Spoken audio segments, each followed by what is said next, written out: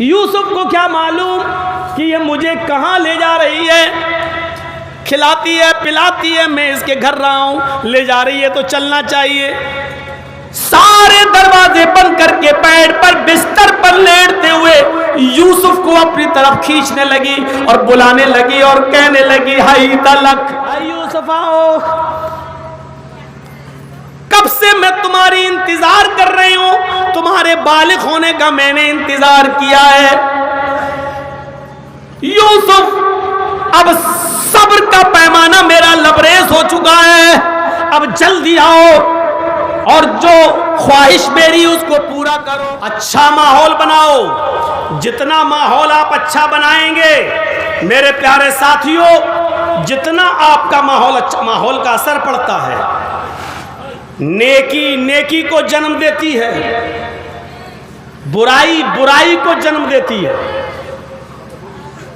एक बात याद रखिएगा, और दिलचस्प किस्सा सुनाता हूं अभी आपको। नेकी नेकी को जन्म देती है, बुराई बुराई को जन्म देती है। आप सुबह फजर की नमाज में उठ जाइए और जमात के साथ नमाज पढ़ लीजिए, अब आपका पूरा दिन बहुत अच्छा गुजरेगा।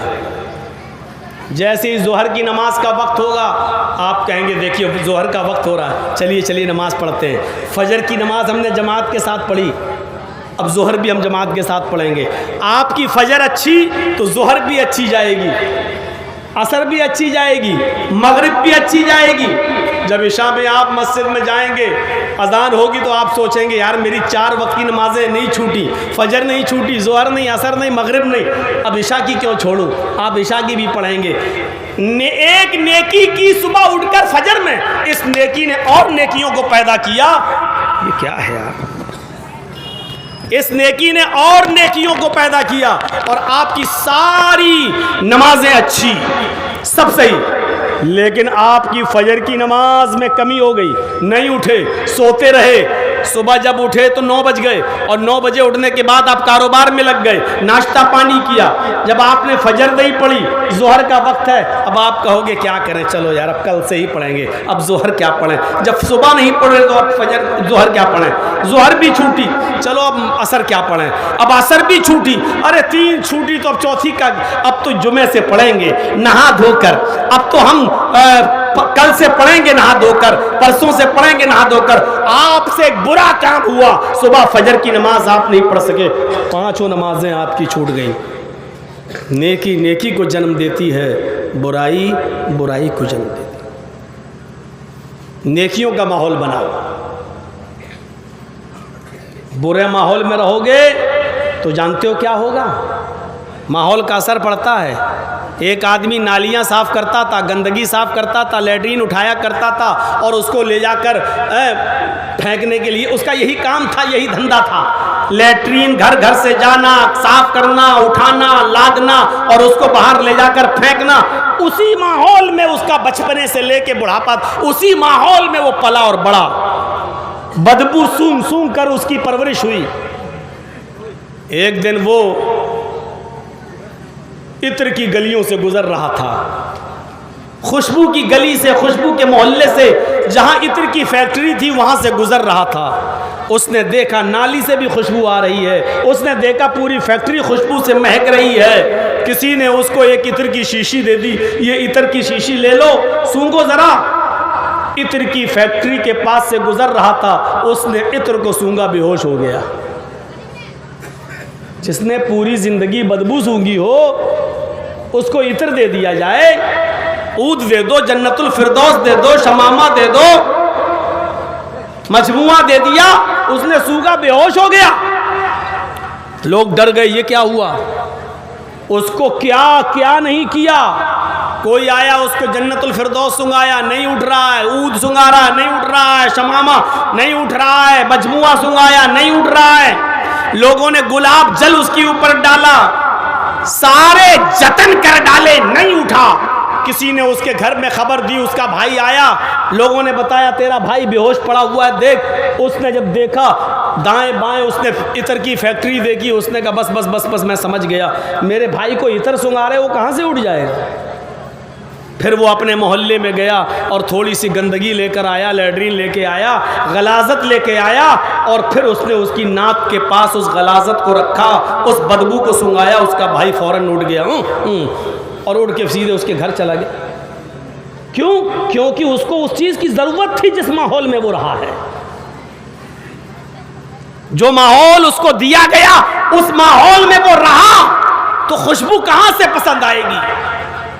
औरंगाबाद में रहने वाले लोगों और इस बस्ती के लोगों, जब तुम शराब का माहौल दोगे, जुए का माहौल दोगे, लाठरियों का माहौल दोगे, बेपर्दगी और बेहयाई का माहौल दोगे, और तुम ये सोचो कि इस माहौल में हमारे बच्चे इब्ने तैमिया बनकर निकले, इब्ने कय्यम बनकर निकले, कहां से हो सकता है? तुम्हारी बेटियां इंस्टाग्राम पर, टिकटॉक पर वीडियो बनाएं, दुपट्टे उनके सरों से नीचे आ जाएं, और कॉलेज में, कॉन्वेंट में वो पढ़ें लड़कों के साथ बैठकर, और फिर तुम ये सोचो कि हमारी इस बेटी से शादी के बाद मरियम और फातिमा जैसी बेटी पैदा हो। नहीं, माहौल आप कौन सा दे रहे हो? और कल मैंने बताया था तकरीर में, अलीपुर मऊनाथ भंजन की एक लड़की जो आलिमा थी, जो मदरसे से पढ़ के निकली थी, आलिमा थी, फाजिला थी, मौलवियत की डिग्री लेकर निकली, आलिमा और फाजिला। गौर करो, जिसने कुरान पढ़ा, तफसीर पढ़ी, हदीस पढ़ी, बुखारी, सब कुछ, और जब फारिग हुई वहां से, तो शादी से पहले ही उसके घर वालों ने उसकी नौकरी लगा दी किसी कॉन्वेंट स्कूल में। 10, 12, 15 हज़ार रुपया महीना उसको कॉन्वेंट स्कूल में मिलने लगा। वो वहाँ जाके पढ़ाने लगी, और वहाँ पढ़ाते पढ़ाते गैर मुस्लिम लड़के के साथ उसका इश्क और मुआशिका बढ़ गया। एक हिंदू लड़के के साथ उसका इश्क और मुआशिका बढ़ गया। मोहब्बत की पतंग परवान चढ़ने लगी, और वो एक आलिमा और फाजिला लड़की अपने माँ बाप को धोखा देकर एक मंदिर में जाकर उस गैर मुस्लिम लड़के के साथ हिंदू रस्म रवाज और रीति और रवाज के मुताबिक अपने बालों में सिंदूर लगाकर उसने शादी कर ली, निकाह कर लिया, और अपना नाम भी बदल दिया और अपना धर्म भी बदल दिया। आज के इस माहौल में एक आलिमा, एक फाजिला लड़की के साथ ये हाल है। जब उसको कॉन्वेंट का माहौल दे दिया, जब उसको मदरसे के माहौल से निकालकर कॉन्वेंट का माहौल दे दिया, लड़के और लड़कियों का एक साथ मिलने और जुलने वाला माहौल दे दिया, तो फिर वो लड़की अपनी बाप की भी नहीं हुई, अपने खानदान की भी नाक कटाती है, अपने माँ बाप को भी रुस्वा करती है, और गैर मुस्लिम लड़के के साथ वो निकाह कर लेती है। मेरे भाइयों, सोचो कि हम कौन सा माहौल दे रहे हैं अपने बच्चों को, हम किस समाज में रह रहे हैं, किस सोसाइटी में रह रहे हैं। हमारे बच्चे रात के 12 बजे और 2 बजे घर पे आ रहे हैं। माँ बाप कौन सा माहौल दे रहे हैं अपने बच्चों को? आप माहौल ये दोगे और उम्मीद रखोगे कि हमारे बच्चे बहुत अच्छे बन के निकलें, अपने माँ बाप के फर्मा बरदार निकलें, तो मैं जूते मारने वाले निकलेंगे। बड़ा तो होने दो इनको। माहौल तुम ये दोगे और उम्मीद करोगे कि हमारे बच्चे हैं, सुबह जैसी मैं उठूं तो दूध हमारे सामने पेश करें, सुबह मैं उठूं तो चाय मेरे बच्चे के हाथ में और मेरे सामने पेश करें, मेरी फौरन बात मान ले। नहीं हो सकता है, क्योंकि माहौल आप कौन सा दे रहे हैं। बुराई बुराई को जन्म देती है, याद रखिएगा। सुना है ना वो वाकया कि एक लड़की का बाप अपनी बेटी के रिश्ते को लेके बहुत परेशान था, और कोई लड़का ढूंढ रहा था कि अच्छा लड़का मिले और हम अपनी बेटी की शादी कर दें। उसको पता चला कि फला फला गांव में एक लड़का है, अच्छा है, कमाता है, खाता है, पैसे वाला है, हमारी बेटी के लिए ठीक है। वो गया, उसने डायरेक्ट लड़के से या लड़के के माँ बाप से बात नहीं की, उसने उसके पड़ोसी से बात की, और पड़ोसी से बात करते हुए कहा कि आप मुझे बताओ, मैं अपनी बेटी का रिश्ता इस लड़के से करना चाहता हूँ जो तुम्हारे पड़ोस में रहता है, ये लड़का कैसा है? आप सुनिएगा, आप ही से उम्मीद है। जो आपने पर्दा डालकर इधर औरतों को, लेडीज़ को, ख़वातीन को बिठा दिया है, इनसे उम्मीद नहीं है कि ये कुछ सुनेंगी। इनको अपने कपड़े और अपनी चप्पल दिखाने से फुर्सत मिलेगी तब वो सुनेंगी। इनको अपनी लिपस्टिक और क्रीम और पाउडर दिखाने से जब फुर्सत मिलेगी तब ये सुनेंगी, या यूँ कह लो कि इनको मौलाना जर्जीस की हिंदी या उर्दू समझ में आएगी तो सुनेंगी, नहीं आएगी तो नहीं सुनेंगी। इनसे उम्मीद नहीं है। आप सुनिए गौर से।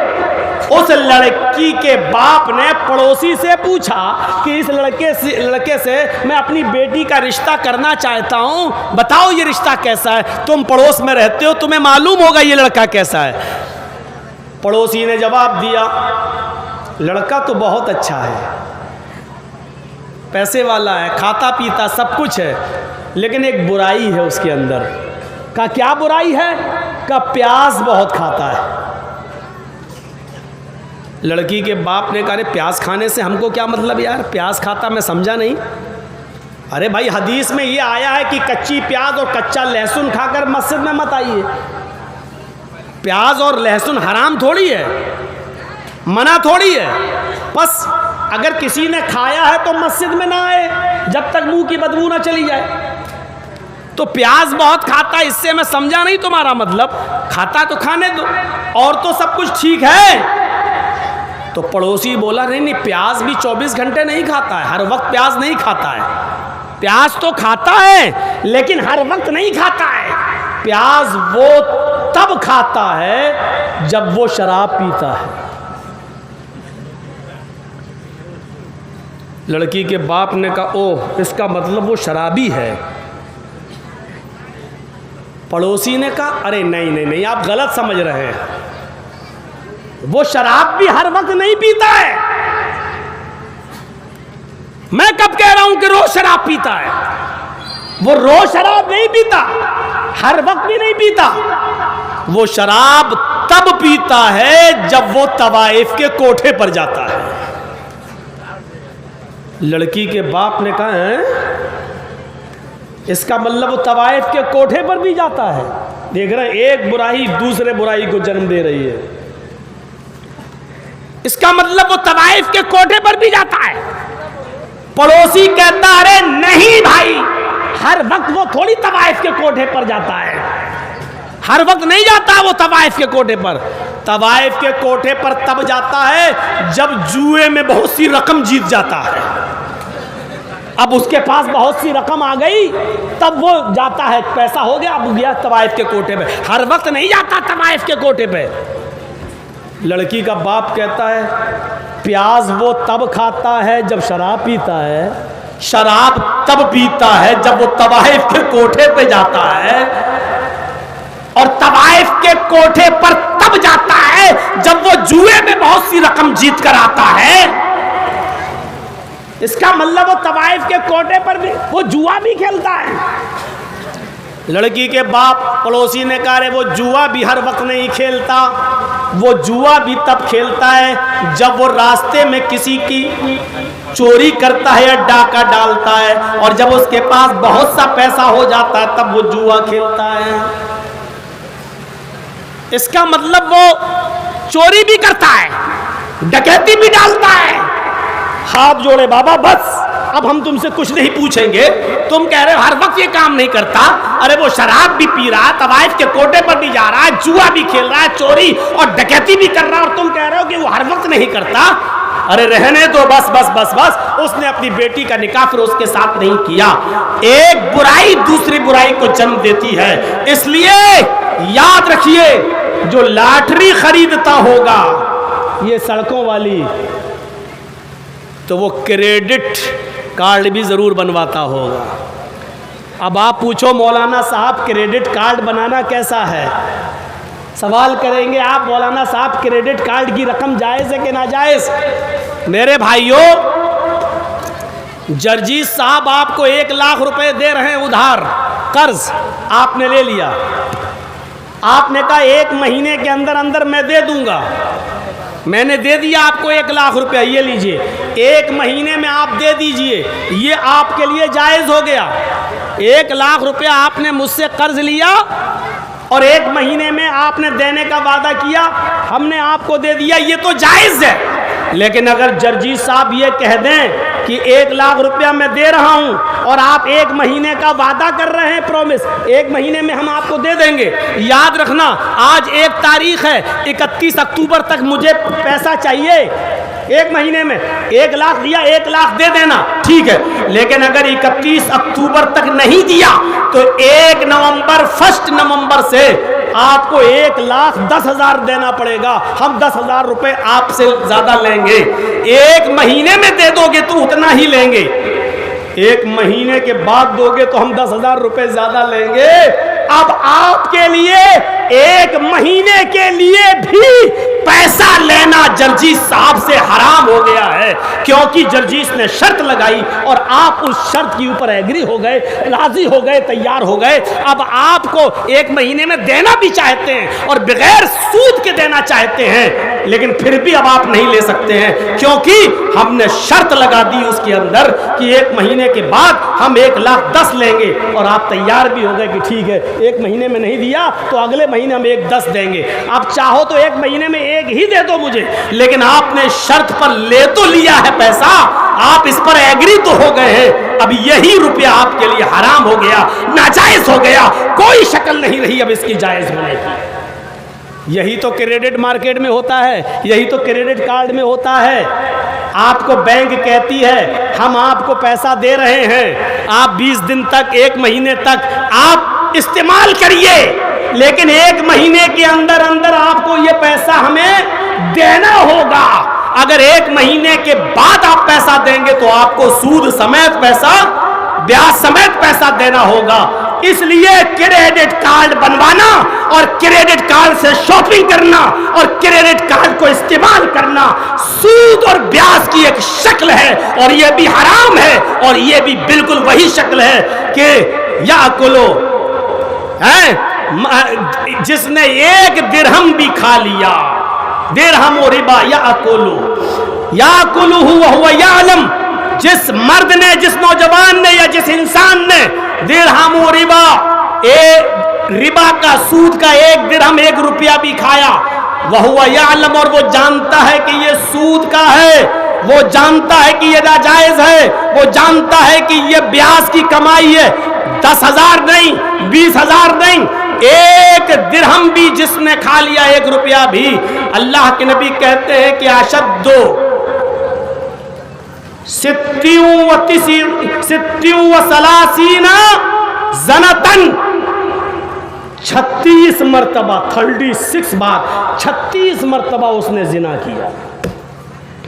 सूद का 1 दिरहम खाना 36 मरतबा जिना करने के बराबर है। हम क्या माहौल दे रहे हैं अपने सोसाइटी में और समाज में। आइए ज़रा गौर कीजिएगा मेरी बात पर। तो मैं थोड़ा सा दूर चला गया। मैं कहना ये चाह रहा था कि अल्लाह ने इंसान को गुनाहों की भी सलाहियत दी है और नेकियों की भी। गुनाह करने के मौके हैं, लेकिन गुनाह से बाज आ गया, गुनाह छोड़ दिया, ये कमाल है। अब देखिए अल्लाह के रसूल ने क्या फरमाया, सुनिए हदीस, बुखारी की हदीस, सबातुन युज़िल्लुहुमुल्लाहु फी ज़िल्लिही यौम ला ज़िल्ला इल्ला ज़िल्लुहु इमामुन आदिल व शाबुन नशा फी इबादतिल्लाह व रजुलुन क़ल्बुहु मुअल्लक़ुन फिल मसाजिद व रजुलानि तहब्बा फिल्लाह इज्तमा अलैहि व तफर्रक़ा अलैहि व रजुलुन तलबत इम्राअतु ज़ात मनसबिन व जमालिन फ़क़ाल इन्नी अख़ाफ़ुल्लाह। यही ये जो अभी लास्ट में मैंने जो पढ़ा है वही मैं बताऊंगा आपको, पूरी हदीस नहीं बता पाऊंगा। 7 आदमी अर्श के साए में होंगे क़यामत के दिन, जब सूरज 1 मील के फासले पर होगा, लोग पसीने में डूबे होंगे, तो 7 किस्म के लोगों को अल्लाह के अर्श का साया मिलेगा। अर्श का साया 7 लोगों को मिलेगा। उन 7 लोगों में एक आदमी कौन होगा, रजुलुन तलबत इम्राअतु ज़ात मनसबिन व जमालिन फ़क़ाल इन्नी अख़ाफ़ुल्लाह। वो नौजवान भी अर्श के साए में होगा, वो नौजवान भी अर्श के साए में होगा जिसको किसी खूबसूरत औरत ने, जिसको किसी हसीन और जमील लड़की ने बुरे काम के लिए बुलाया, बुरे काम के लिए बुलाया। आओ देखिए थोड़ा सा समझाने की कोशिश करूंगा।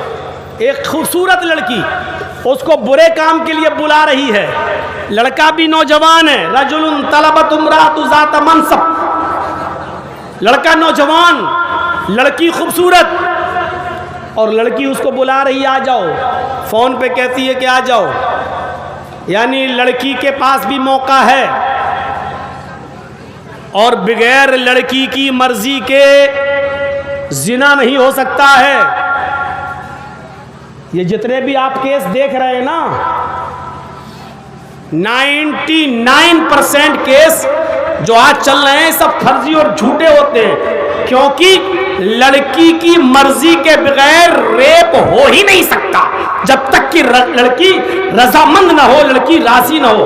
और इसीलिए हदीस में क्या, लड़की ने बुलाया आओ। अब लड़का भी बहका, जाना चाह रहा है। आजकल तो तमाम मौके हैं, अब तो होटलों में भी आसानी से जगह मिल जाती हैं, बाकायदा अब तो ओयो के नाम से होटलें भी चलने लगी हैं। उसका मतलब ही यह है कि यहाँ डरने की कोई ज़रूरत नहीं, लड़की बस 18 साल से बड़ी होनी चाहिए और लड़का भी बालिग होना चाहिए, और आप आ जाइए और आईडी दीजिए, आधार कार्ड वगैरह लगाइए और कीजिए जो कुछ करना हो। तो सारे मौके मौजूद, लड़की तन्हा, लड़का तन्हा, लड़की ने मौका दिया, लड़के के पास भी तन्हाई है, लड़के के पास भी सारे मौके हैं, दोनों जिना करने पर आमादा हैं। लड़की कह रही आओ, और उसी वक्त लड़का ये कह दे इन्नी अखाफुल्लाह, नहीं मैं अल्लाह से डरता हूँ, इन्नी अखाफुल्लाह, मैं अल्लाह से डरता हूँ। लड़का अल्लाह से डर गया और उस लड़की को छोड़ दिया। तो ये लड़का कहाँ जाएगा, कहाँ होगा? अल्लाह के अर्श के साए में क़यामत के दिन। देख रहे हैं, गुनाह करने की ताकत है इसके अंदर, मौका भी है, समय भी है, लड़की इजाज़त भी दे रही है, इसके पास सब कुछ है, ताकत सब कुछ, लेकिन अल्लाह से डर गया और अपने आप को बचा लिया। ये है कमाल, ये कमाल, यही चीज़ फरिश्तों के पास नहीं है। इसीलिए फरिश्तों से ऊंचा मकाम किसका है? फरिश्तों से ऊंचा मकाम इंसान का। क्यों? क्योंकि इसके पास ताकत थी गुनाह करने की, लेकिन अल्लाह के डर की वजह से नहीं कर सका। हज़रत यूसुफ अलैहिस्सलाम का किस्सा सुना है ना? यूसुफ अलैहिस्सलाम का किस्सा, छोटे थे ना, छोटे, सोतेले भाई पकड़ के ले गए, अब्बू से कहकर बहला फुसला कर जंगल में ले गए और कुएं में डाल दिया। देखिए, जो चीज़ मैं बताना चाहता हूँ सुनिएगा। हज़रत यूसुफ अलैहिस्सलाम को वीरान कुएं में फेंक दिया, बहुत छोटे थे, कुएं में डाल दिया और आ गए अपने बाप के पास रोते हुए, या बाना इन्ना ज़हबना नस्तबिकु व तरकना यूसुफ इंदा मताइना फअकलहु ज़िब। अब्बू जान, हम यूसुफ को जंगल में ले गए, हम खेल कूद में लग गए, दौड़ने भागने में लग गए। वो तरकना यूसुफ इंदा मताइना, और यूसुफ को हमने अपने सामान के पास छोड़ दिया। फअकलहु ज़िब, एक भेड़िया आया और वो यूसुफ को खा गया, यूसुफ को मार डाला। बेवकूफ़ बना रहे हैं याकूब अलैहिस्सलाम को। वमा अंत बिमुमिनिन लना वलो कुन्ना सादिकीन। अय अब्बू, आप हमारी बात तो मानेंगे नहीं, आप तो हमें झूठा समझेंगे, अगरचे हम सच ही क्यों ना बोल रहे हों। बहरहाल यूसुफ अलैहिस्सलाम कुएं में पड़े रहे। थोड़ी देर के बाद एक काफिला आया, काफिला, चंद लोग, उनको प्यास लगी तो कुएं से पानी निकालना चाहते हैं। रस्सी में डोल बांधा और उस डोल को डाला कुएं में, लेकिन पानी की आवाज नहीं आ रही। पानी भरने वाले ने झांक कर देखा तो क्या देखता है कि कुएं में पानी नहीं, एक बच्चा पड़ा हुआ है, झांक कर देखा, ऐसे ही जब झांक के देखा तो एक लड़का नजर आया। ये पानी भरने वाला चीखा, या बुशरा हाज़ा गुलाम, आए साथियों ये तो बच्चा है, पानी लेने के लिए तुमने मुझे भेजा, कुएं में पानी नहीं आ तो एक लड़का पड़ा है, खुशखबरी हो हमें फ्री में एक बच्चा मिल गया, एक लड़का मिल गया। निकाल लिया, मिस्र लाए, मिस्र के बाजार में यूसुफ अलैहिस्सलाम को बेच दिया। छोटे से बच्चे ही तो थे, बेच दिया। कितने में बेचा मालूम है? यूसुफ अलैहिस्सलाम को कितने में बेचा? वशरऊहु बिसमनिन बख्सिन दराहिम मादूदा, चंद सिक्कों में बेच दिया, फोकट में, ऐसे ही समझ लो कुछ नहीं, चंद टकों में बेच दिया। उनको ये था कि जल्दी से फ्री में मिल गया, जो मिल जाए मिल जाए, जो मिल जाए। वशरऊहु बिसमनिन बख्सिन दराहिम मादूदा, चंद खोटे सिक्कों में यूसुफ अलैहिस्सलाम को बेच दिया। यूसुफ अलैहिस्सलाम अजीज मिस्र, मिस्र के बादशाह के घर में पहुंचाए गए। अजीज मिस्र की बीवी ने, बादशाह की बीवी ने देखा छोटा बच्चा, बड़ा प्यारा बच्चा। बादशाह ने कहा इसको खिलाओ पिलाओ, इसको अच्छी तरीके से पालो पोसो, आगे चलकर ये हमें नफा पहुंचाएगा, आगे चलकर ये हमको नफा पहुंचाएगा, या हम आगे चलकर इसको लड़का बना लेंगे, बेटा बना लेंगे।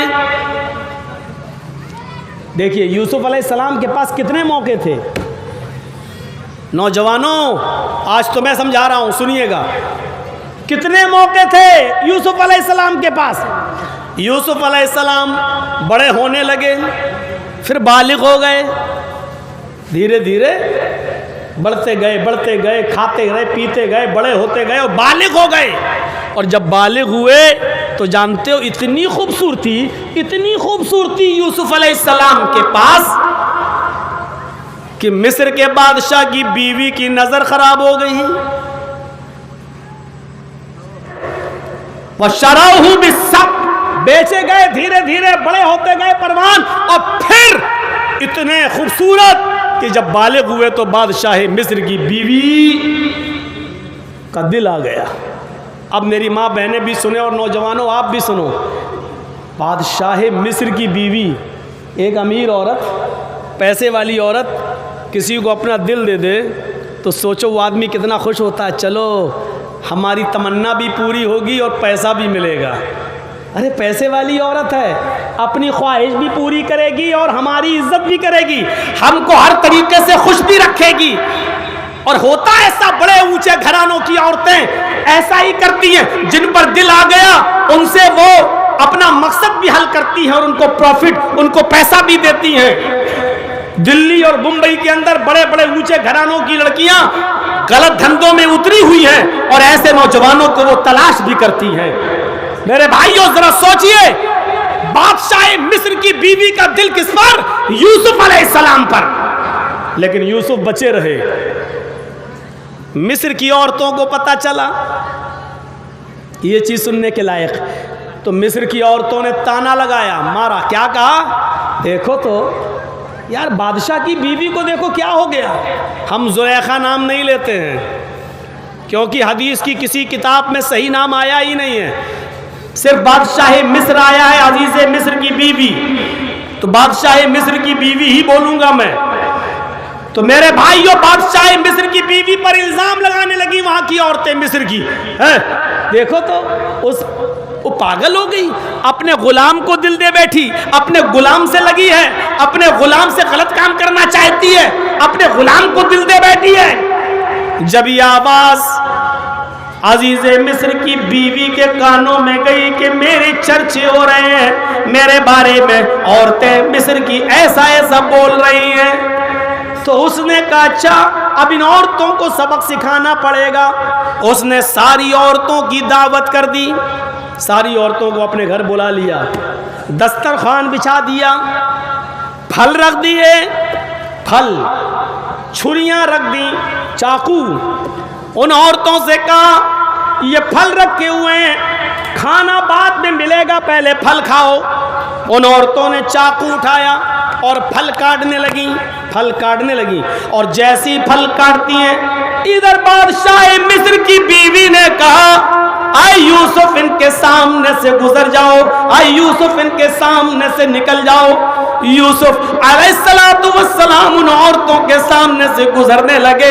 जब यूसुफ उन औरतों के सामने से गुजरे, जब यूसुफ उन औरतों के सामने से गुजरे, उन औरतों ने जैसे यूसुफ को देखा, मिस्र की औरतों ने जब यूसुफ को देखा तो यूसुफ अलैहिस्सलातु वस्सलाम को देखकर चीख पड़ी, हाशा लिल्लाह मा हाज़ा बशर, हाशा लिल्लाह मा हाज़ा बशर। वो चीख पड़ी, ये कोई इंसान नहीं है, ये कोई इंसान नहीं है।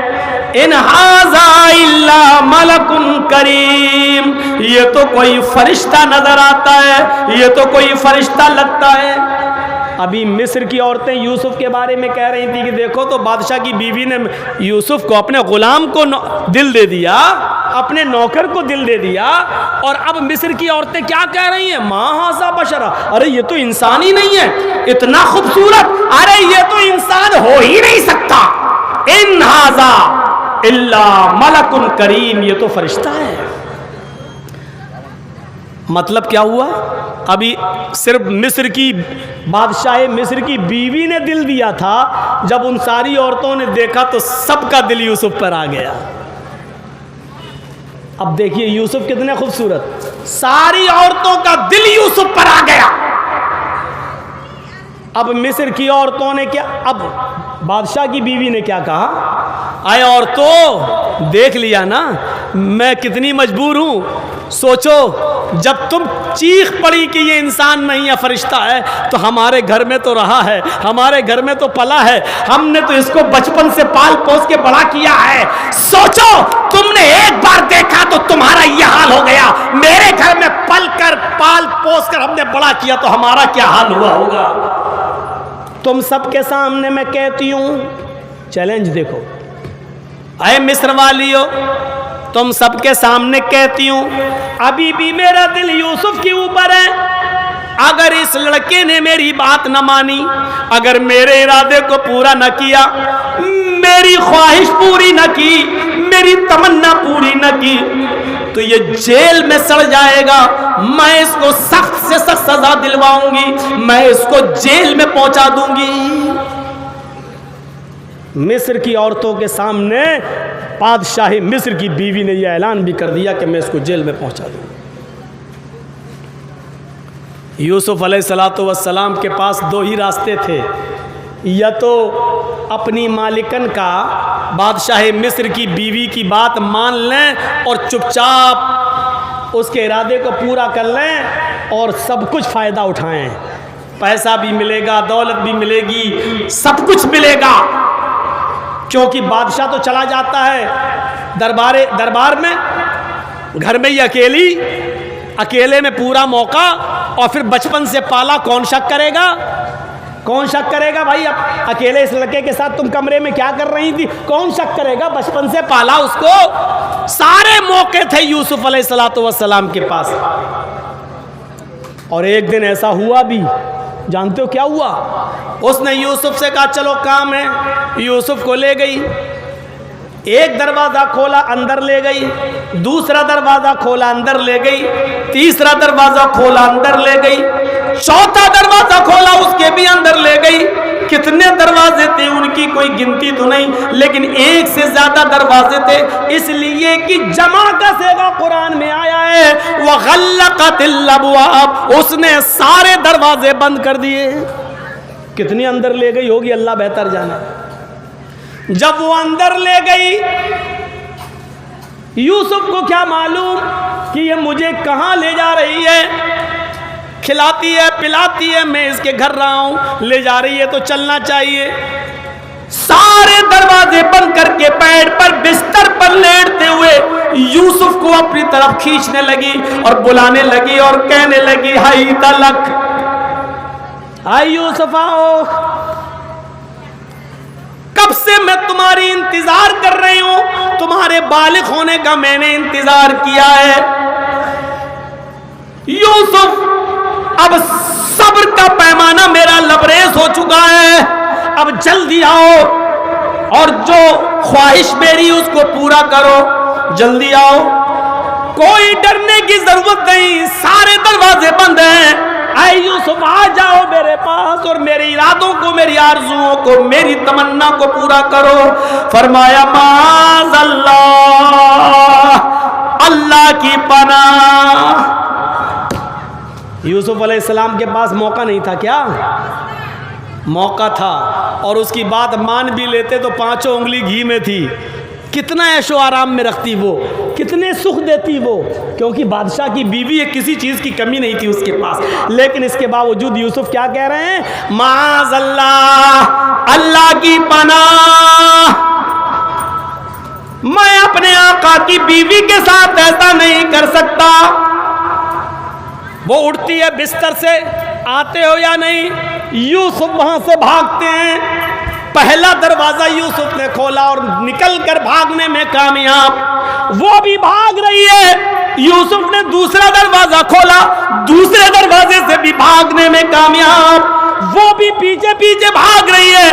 तीसरा दरवाजा खोला, भागने में कामयाब। चौथा दरवाजा खोला, यूसुफ अलैहिस्सलाम उस दरवाजे को पकड़े हुए खोलना चाहते हैं। इसने पीछे से कमीज पकड़ ली यूसुफ की और इसने पीछे से कमीज खींचना शुरू कर दी। जब पीछे से कमीज खींची तो यूसुफ का कुर्ता, यूसुफ की कमीज पीछे से फट जाती है और ऐसे दरवाजा पकड़े हुए थे। उसने जब यूं खींचा तो यूसुफ भी ऐसे करते हुए दरवाजा खुलता गया और यूसुफ जमीन के ऊपर गिर पड़े। उधर बादशाह की बीवी भी जमीन के ऊपर गिर पड़ी और जैसे ही दरवाजा खुला तो सामने बादशाह मिस्र की बीवी का शौहर खड़ा है, उसका हस्बैंड खड़ा हुआ है दरवाजे पर। मेरी बीवी इधर गिरी है, ये इधर गिरा है, पीछे से कमीज फटी हुई है। औरत जल्दी से उठती है। औरतें मकरो फरेब में बड़ी माहिर होती हैं, बड़ी एक्सपर्ट होती हैं। इनके अगर आंखों में आंसू आ जाए तो समझ लो अब किसी पर कयामत आने वाली है, चाहे वो आंखों में आंसू मगरमच्छ के ही क्यों ना हो। इनके आंखों के आंसुओं में बड़ी ताकत होती है, इनके झूठे और फर्जी आंसुओं में भी बड़ी ताकत होती है। हर शादीशुदा औरत उन आंसुओं से अच्छी तरीके से वाकिफ होगा, सब जानते होंगे। और शौहर से ज्यादा कौन पहचान सकता है कि औरत के फर्जी आंसू कौन से होते हैं और हकीकी आंसू कौन से होते हैं। रोते हुए अपने शौहर के पास जाती है और कहती है, आपकी बीवी पर जो गलत नजर डाले उस आदमी की सजा क्या होनी चाहिए, उस शख्स की सजा क्या होनी चाहिए जो आपके अहल पर गलत नजर डाले। आपकी बीवी पर यानी उल्टा इल्जाम लगा दिया